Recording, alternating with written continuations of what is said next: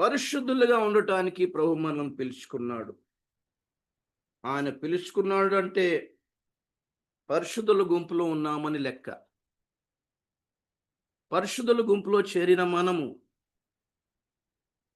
అపవిత్రమైపోకుండా కాపాడుకోవాల్సిన బాధ్యత మంది.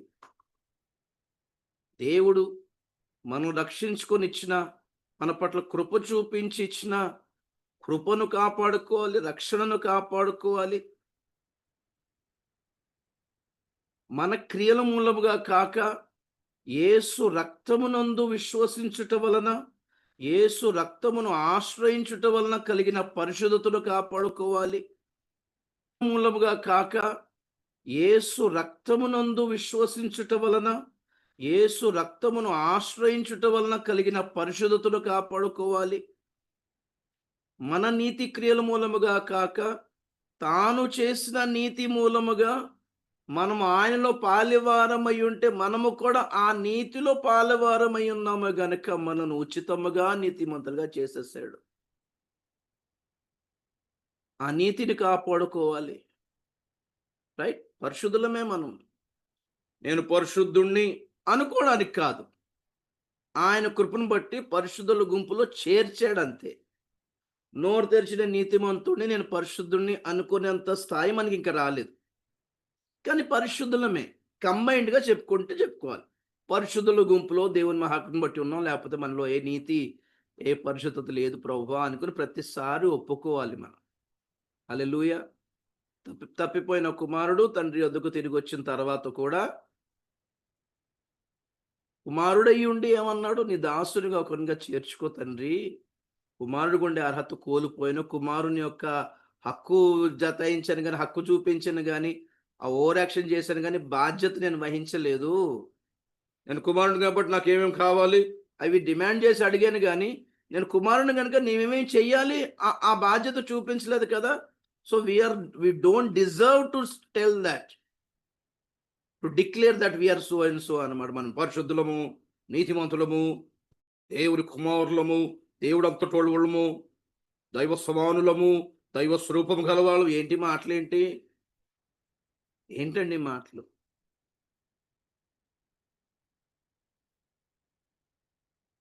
చచ్చిన కుక్క లాంటి వాళ్ళం అనుకున్నారు భక్తులు దేవుని దగ్గర. వాళ్ళని అడిగి చూద్దాం, వాళ్ళని అడగండి. విశ్వాసంలో పరిపూర్ణుడైన అబ్రహాం ఏమన్నాడు?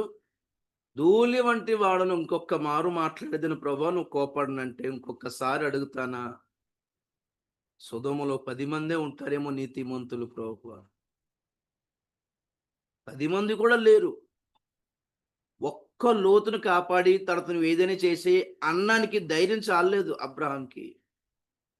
ముఖాముఖిగా మాట్లాడిన, దేవుని స్నేహితుడు అనబడిన, విశ్వాసులకు తండ్రి అనబడిన,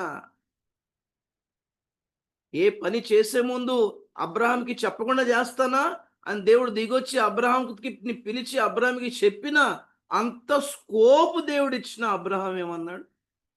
ధూళి వంటి వాడన ప్రభువా, ఎక్కువ మాట్లాడుతున్నాను అనుకోకపోతే ఇంకొక మాట అడుగుతానా? Wow, these people teach us how to be humble before God. Being able అండి, అర్హులయ్యుండి, ఎబిలిటీ కలిగి ఉండి హ్యూమిలిటీ చూపించారు వీళ్ళంతా. This is what is called the right attitude with God. Right prayer ఉంటే సరిపోదు బ్రదర్, రైట్ వర్డింగ్స్ ఉన్నా సరిపోదు బ్రదర్, రైట్ యాటిట్యూడ్ ఉండాలి.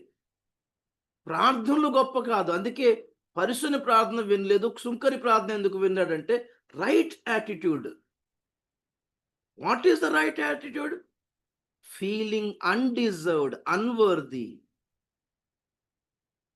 అనర్హుడుగా, అయోగ్యుడుగా, ఎందుకు పనికిరాని వాళ్ళముగా మనలను మనమే ఎంచుకోవాలి.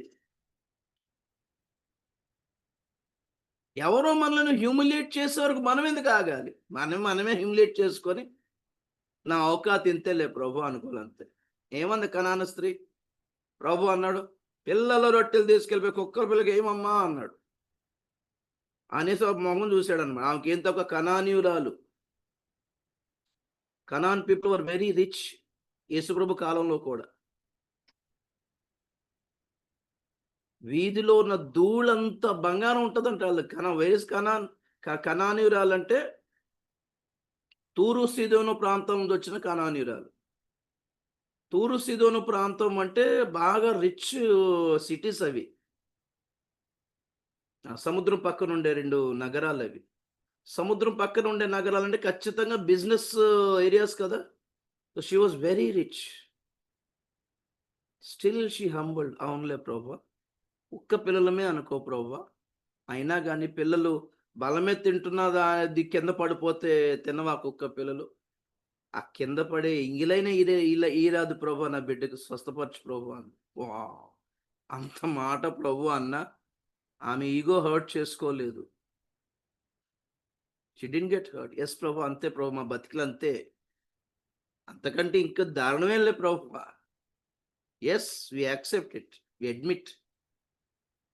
అయినా నీ యొద్ద కృప దొరుకుననే పాదాలు పట్టుకుంటున్నాను ప్రభు. లేకపోతే ఈగో హర్ట్ అయిపోయి మాకు మతాలు లేవా? మాకు మందిరాలు లేవా? మాకు గుళ్ళు లేవా? దేవతలు లేవా?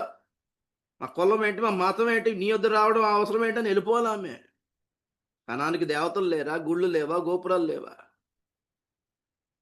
సో, ఇదంతా చెప్పడానికి రీజన్ ఏంటి అంటే, దేవుడిచ్చిన ఉచితమైన మహాకృపను బట్టి ఈరోజు పరిశుద్ధుల లెక్కలోనికి తీసుకున్నాడు ఆయన మనల్ని. మనం అనుకోవడానికి కాదది. ఆయనంటే పర్లేదు. నువ్వు నీతిమంతుడు ఇది ఆయనంటే రైట్, రైట్. అప్పటికి మనం కూడా అంత లేదులే ప్రభు అనాలి మనం. నువ్వు పరిశుద్ధుడివి అని ఆయన అనినా, మన కాళ్ళ మీద పడి ప్రభువా నువ్వు లేకపోతే నాకున్న పరిశుద్ధత నీవే ప్రభువా. Anything like holiness if it is in us that is Jesus only.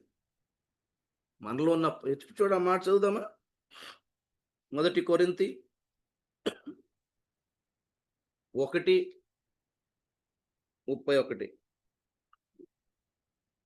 1 కొరింథీ 1:31.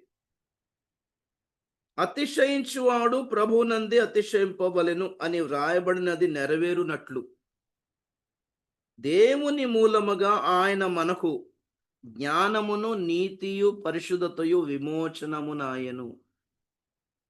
Who is Jesus? He is our wisdom. ఆయన మన జ్ఞానం.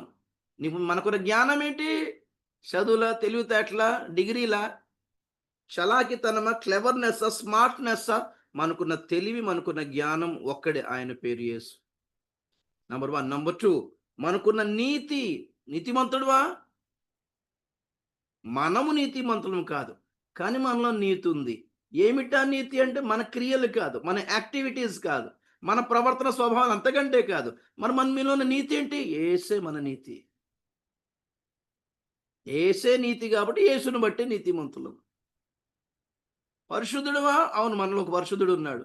ఎవరు? యేసు. యేసు అనే పరిశుద్ధుడు మనలో ఉన్నాడు. యేసు అంటే రక్షణ కదా! విమోచన. ఆయన ఉంటే మనం విమోచింపబడిన వారం అని అర్థం. రక్షణ కలిగి ఉన్న వాళ్ళం అని అర్థం. ఆయనుంటే పరిశుద్ధులము అని అర్థం. ఆయనుంటే నీతిమంతులము అని అర్థం. ఆయనుంటే జ్ఞానవంతులము అని అర్థం. యేసు ఏమేమయ్యున్నాడో ఆయన మనలో ఉంటే మనం అదయ్యున్నామని అర్థం అంతే ఇంకా. Praise the Lord. యేసును బట్టే. ఆయన్ని కాదని ఆయనకి వేరేగా మనము ఏమీ లేదు. నయా పైసాకి పనికిరాం. గుర్తుపెట్టుకుందాం.